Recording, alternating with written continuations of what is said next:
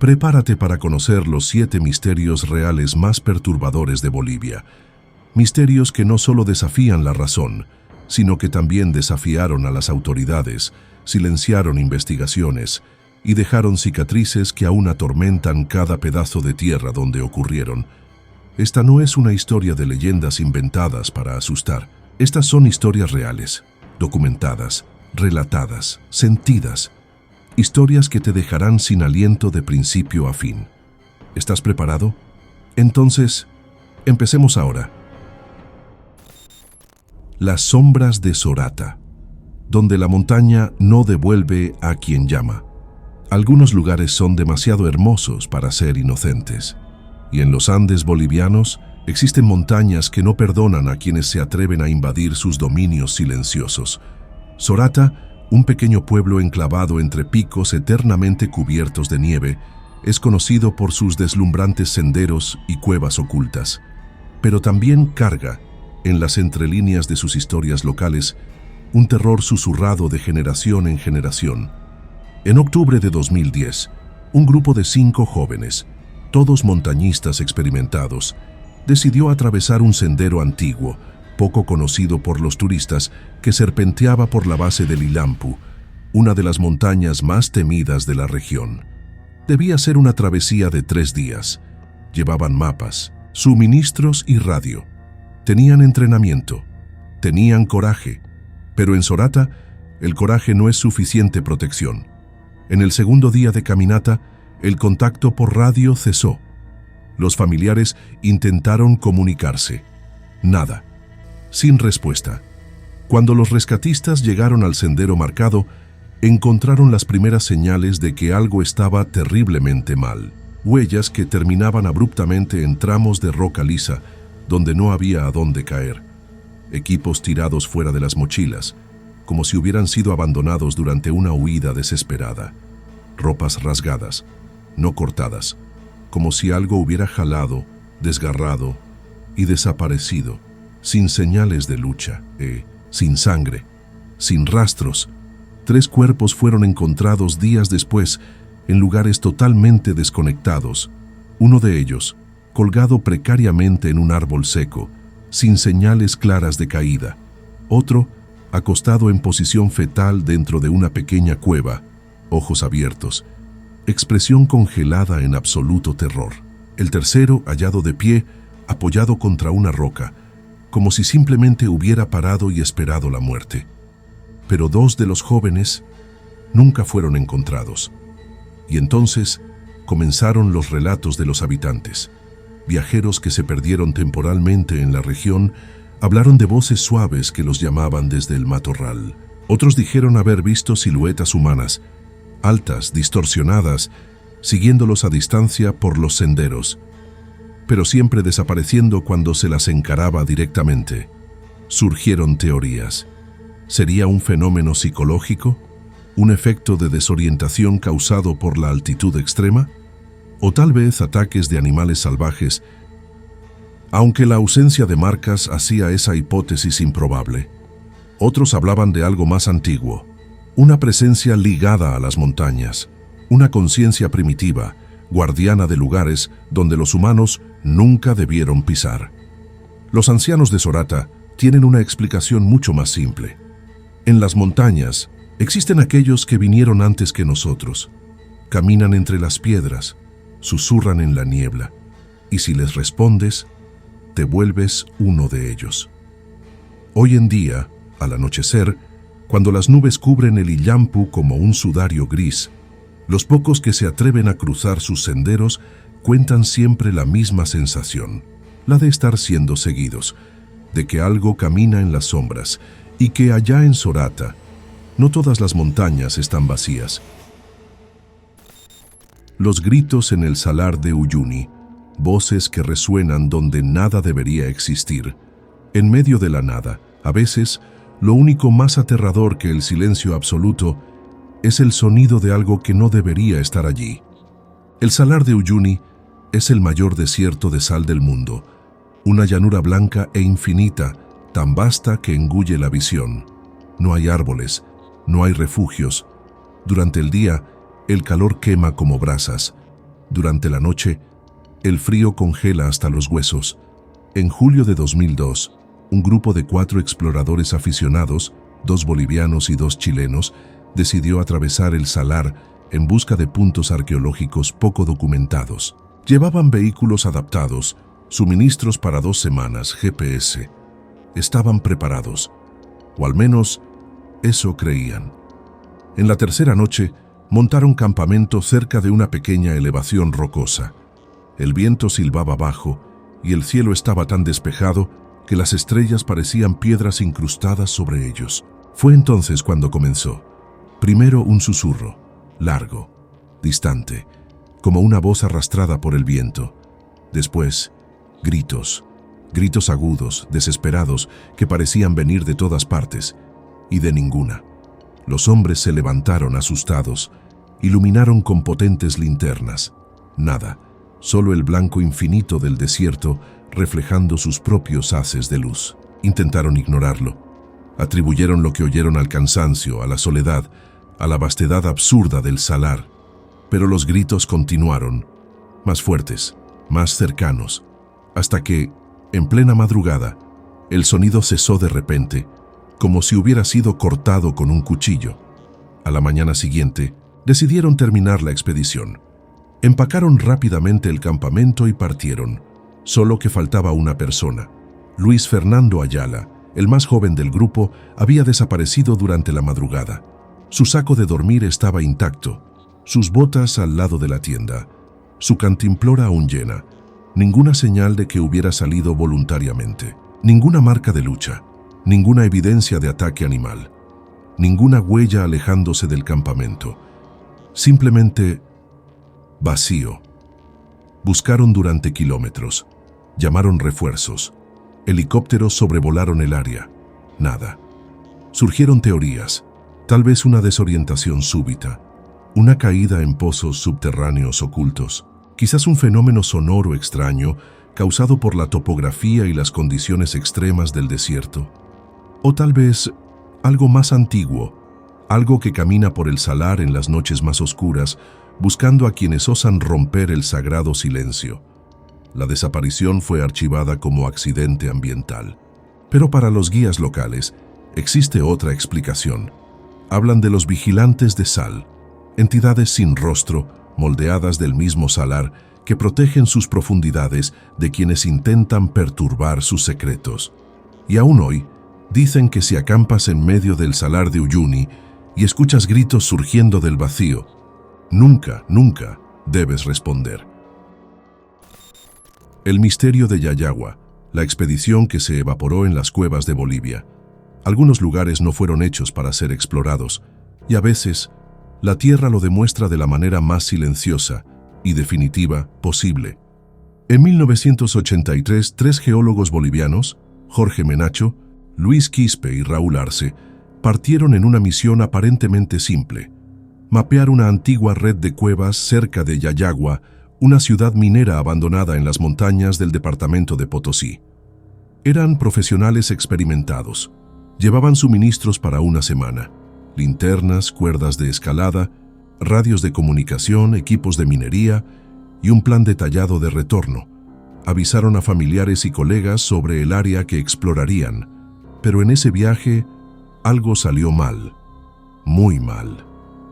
En el tercer día de expedición, el contacto por radio cesó. Sin pánico inicial, las fallas de comunicación eran comunes en la región montañosa. Pero cuando llegó el plazo final de la misión, y ninguno de los 3 apareció en el punto de encuentro, se lanzó la alerta. En 48 horas, equipos de búsqueda armados entraron en la región, y lo que encontraron dejó a todos en silencio. El campamento estaba vacío, montado fuera de una de las entradas principales de la cueva. Fogones apagados, tiendas intactas, mochilas abiertas como si hubieran sido abandonadas apresuradamente, señales de un rastro que entraba en la cueva, y nada más. Entraron, exploraron las primeras galerías, gritaron, silbaron, escucharon el eco devolviendo sus propios llamados, sin respuesta. En el 5.º día de búsqueda, algo aún más extraño ocurrió. En el fondo de una galería semiderruida, Encontraron marcas de cuerdas cortadas, como si alguien hubiera descendido, y luego la cuerda hubiera sido retirada o desgarrada, pero sin rastros de caídas, sin cuerpos, ninguna herramienta rota, sin manchas, nada. Los perros rastreadores se negaban a entrar en ciertos pasajes estrechos, aullaban, temblaban, y en una de las cámaras más profundas, los exploradores dijeron haber escuchado, en completo silencio, pequeños sonidos de piedra raspando piedra, como si algo, allá abajo, aún se moviera. Pero nunca vieron nada. Surgieron teorías. ¿Cayeron en grietas ocultas? ¿Fueron víctimas de gases tóxicos subterráneos? ¿O algo más antiguo, algo que la minería nunca debió perturbar, los engulló allí abajo? El caso fue archivado. Oficialmente, los 3 fueron presumidos muertos en accidente subterráneo no confirmado. Extraoficialmente, hasta hoy, los viejos habitantes susurran historias sobre las cuevas que no devuelven. Y por la noche, cuando el viento sopla por los agujeros olvidados de Yayagua, dicen que es posible oír, muy al fondo, 3 voces pidiendo auxilio, demasiado débiles para ser salvadas, lo suficientemente fuertes para helarte la sangre. El avión fantasma de El Alto, el vuelo que nunca debería haber aterrizado. A veces, las cosas que surgen de la nada son las mismas que desaparecen sin dejar rastro. En una fría mañana de julio de 2005, el Aeropuerto Internacional de El Alto, el más alto del mundo, a casi 4.000 metros de altitud, operaba como de costumbre. Controladores aéreos, pasajeros retrasados, vuelos domésticos llenos. Nada parecía fuera de lo normal. Hasta que, a las 5:47 am, los radares captaron algo. Un avión proveniente del suroeste, sin identificación, sin solicitud de autorización, sin plan de vuelo. La torre intentó establecer contacto. Ninguna respuesta. El avión, descrito como un carguero antiguo, similar al modelo C-130 Hércules, simplemente descendió sobre la pista secundaria, con una precisión desconcertante. Los funcionarios corrieron para interceptarlo. El protocolo exigía una abordaje inmediata, pero cuando llegaron, la cabina estaba vacía, sin piloto, sin tripulantes, sin carga, sin señales de arrebato o lucha. La aeronave estaba intacta, los motores aún tibios, las luces internas parpadeando. ¿Documentos? Ninguno. ¿Marcas de matrícula? Todas pintadas toscamente con pintura negra. ¿Número de serie del avión? Raspado. En menos de 3 horas todo el aeropuerto fue puesto en cuarentena. Llegaron militares, también hombres de traje negro. Se llevaron documentos, grabaron los testimonios de los empleados y les instruyeron no hablar con la prensa. Las cintas de seguridad que capturaron el aterrizaje desaparecieron. Se emitieron boletines oficiales, ejercicio rutinario de las Fuerzas Armadas. Pero nadie lo creyó. Y entonces, lo más inexplicable, a la mañana siguiente el avión ya no estaba allí. No se escuchó despegar, no había marcas de neumáticos saliendo de la pista, no había señales de remolque. Era como si el avión se hubiera evaporado. Algunos empleados juraron haber oído un sonido sordo en la madrugada, un ruido metálico, como de algo pesado siendo arrastrado hacia el cielo. Pero nadie vio nada. Surgieron teorías, experimentos secretos, tráfico de algo o alguien, o, como algunos creen, un fenómeno mucho más extraño que trasciende las leyes conocidas de la física. El informe oficial nunca fue publicado, y quien insiste en preguntar sobre el avión fantasma de El Alto, aún hoy solo encuentra puertas cerradas y miradas nerviosas, porque a veces lo que aterriza sin permiso se lleva más que respuestas. El tren perdido de Pulacayo. La noche en que los rieles fueron tragados. Existen caminos que nunca deberían ser cruzados, y a veces las propias líneas del tiempo parecen intentar borrar el error. Era el 17 de agosto de 1912. El distrito minero de Pulacayo, en el interior de Bolivia, hervía con la producción de plata. Esa noche, un tren de carga, cargado con toneladas de mineral y una tripulación de 7 hombres, partió rumbo a la ciudad de Uyuni. Era un trayecto conocido, seguro, rodeado por desiertos vacíos y montañas silenciosas. La locomotora a vapor resopló hacia la oscuridad y nunca más fue vista. A la mañana siguiente, cuando el tren no llegó a la terminal de Uyuni, se dispararon las alarmas. Patrullas fueron enviadas desde ambas ciudades, recorriendo los rieles, primero a caballo, luego en convoyes improvisados. Pero lo que encontraron, o mejor dicho, lo que no encontraron, heló la sangre de los hombres. No había restos, no había señales de descarrilamiento, no había marcas de rieles rotos, no había pedazos de vagones, madera rota, humo. Era como si el tren se hubiera disuelto en el aire. Los rieles entre Pulacayo y Uyuni seguían allí, perfectamente intactos, sin ningún indicio de paso reciente, como si el tren nunca hubiera partido. Días después, los habitantes de la región comenzaron a relatar cosas extrañas, silbidos distantes en la madrugada, provenientes de la nada, el suelo vibrando levemente, aún sin trenes circulando, luces fantasmales cruzando el horizonte vacío. Algunos trabajadores afirmaron haber visto, en noches de niebla, la silueta ahumada de una locomotora avanzando lentamente por vías que ya ni existían. Surgieron teorías. ¿Un deslizamiento de tierra pudo haber engullido el tren? ¿Pudo haber caído en un barranco olvidado? ¿O algo mucho más antiguo en esa tierra, algo enterrado bajo la minería, reclamó lo que se atrevió a cruzar su dominio? La compañía ferroviaria intentó acallar el caso. Ofrecieron recompensas, organizaron búsquedas clandestinas.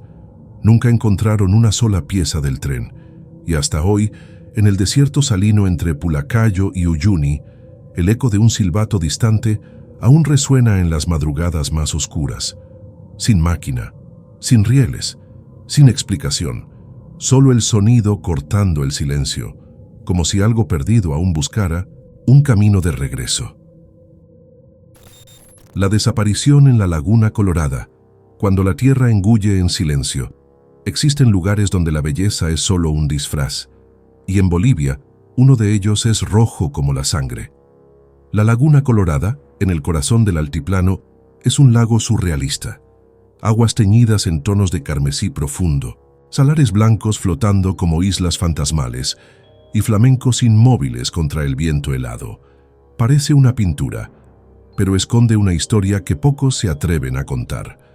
En agosto de 1997, una familia boliviana, padre, madre y 2 hijos pequeños, decidió hacer un recorrido en coche por la región. Era un paseo improvisado, un atajo polvoriento entre aldeas olvidadas. Pocas horas después, estaban desaparecidos. Pastores de Llamas fueron los primeros en notar. Su coche, un jeep blanco, fue encontrado a la orilla de la laguna, abandonado, puertas abiertas, motor aún caliente, la radio emitiendo estática de una estación muerta. Dentro del vehículo había pertenencias esparcidas, mochilas infantiles, sándwiches mordidos, un mapa rasgado, pero ningún rastro de las personas, ninguna huella alrededor, ningún arrastre en la arena suave, nada, como si hubieran salido del coche y se hubieran evaporado bajo el sol frío de la tarde. Equipos de rescate peinaron la zona. Drones, helicópteros, hasta buzos especiales fueron enviados. Nada en las aguas rojas, nada en las orillas salinas, nada en las cavernas rocosas de alrededor. Y entonces comenzaron los relatos. Guardianes locales dijeron que la laguna habla con aquellos que se acercan demasiado. Pescadores relataron ver de vez en cuando figuras paradas sobre las aguas, inmóviles mirando hacia la orilla, hacia quien los observa. Otros hablan de remolinos invisibles que arrastran con fuerza suficiente para engullir un cuerpo entero sin dejar espuma ni rastro. Surgieron teorías, campos magnéticos alterando el sentido de orientación, arenas movedizas ocultas bajo las orillas, o algo más profundo, algo antiguo, preservado en las aguas carmesí como un guardián hambriento. El caso fue declarado como desaparición accidental en ambiente hostil, pero quienes viven en la región saben, No fue un accidente, fue una invitación aceptada por quienes no deberían haber escuchado el llamado. Hasta hoy, cuando el viento barre la superficie de la laguna colorada, algunos juran escuchar, entre el sonido de las llamas y el susurro de los salares, voces que vienen del agua, llamando, esperando, a la próxima alma que se atreva a cruzar la orilla. La masacre silenciada de Pampa Aullagas, cuando la noche lo engulló todo. Existen tragedias que terminan con respuestas, y existen aquellas que solo dejan heridas abiertas en el tiempo. En noviembre de 1978, pescadores de la remota aldea de Pampa Aullagas, a orillas del lago Pupo, comenzaron a relatar un fenómeno perturbador. Luces flotantes cruzando el cielo nocturno. No parpadeaban, no zumbaban, simplemente se deslizaban en absoluto silencio sobre el lago oscuro. Durante días, decenas de habitantes observaron el espectáculo. Algunos decían que eran ángeles, otros murmuraban que eran malos presagios. La mayoría simplemente se encerraba en sus casas, esperando el amanecer. La noche del 18 de noviembre, un pequeño grupo de pescadores, 5 hombres, decidió seguir las luces. Remaron hacia el centro del lago, guiados solo por el brillo distante. Fue la última vez que se los vio. Cuando salió el sol, los aldeanos encontraron 3 de los botes flotando vacíos cerca de la orilla. Remos partidos, redes rasgadas, manchas oscuras secándose al sol, difíciles de identificar. No se encontró ningún cuerpo, ningún equipo de pesca, nada más que el eco mudo del agua golpeando contra los cascos vacíos. Se llamaron a las autoridades locales. Al principio sugirieron ahogamiento, pero algo no cuadraba. El lago estaba tranquilo esa noche, sin corrientes fuertes, sin tormentas repentinas, sin señales de ataque animal. Además, los habitantes relataron otro fenómeno perturbador. Durante la madrugada, el aire se volvió electrificado, como si una tormenta silenciosa flotara sobre la aldea. Y antes del amanecer, varios dijeron haber oído, desde el centro del lago, no gritos de auxilio, sino un sonido gutural, como una máquina viva respirando en la oscuridad. Surgieron teorías: un fenómeno atmosférico desconocido, radiación, acciones militares secretas o algo aún más antiguo, algo que reposa en las profundidades del lago Pupo, dormido por siglos, hasta que la luz correcta lo llama de regreso. El gobierno rápidamente silenció el caso. Se realizaron búsquedas simbólicas, se falsificaron informes, se orientó a los testigos para que olvidaran. Y con el tiempo cayó el silencio oficial sobre Pampa Aullagas. Pero para quienes viven allí, el lago nunca volvió a ser el mismo. Hoy, los pescadores aún evitan remar de noche. Y en las noches sin luna, cuando el agua parece respirar como una criatura viva, algunos juran ver, por un instante, las luces regresando, buscando nuevos viajeros para llevarse. Misterios así no desaparecen con el tiempo, simplemente se profundizan. Bolivia guarda secretos que quizá nunca sean explicados, y quizá ni siquiera deberían serlo. Ahora quiero saber, ¿cuál de estos misterios te dejó sin palabras? O mejor aún, ¿cuál crees que aún está esperando a su próxima víctima? Déjame tu comentario. Tu teoría podría ser la próxima historia que exploremos aquí. Y si te gustan nuestros videos, deja tu like para que pueda seguir trayendo leyendas y misterios para ti.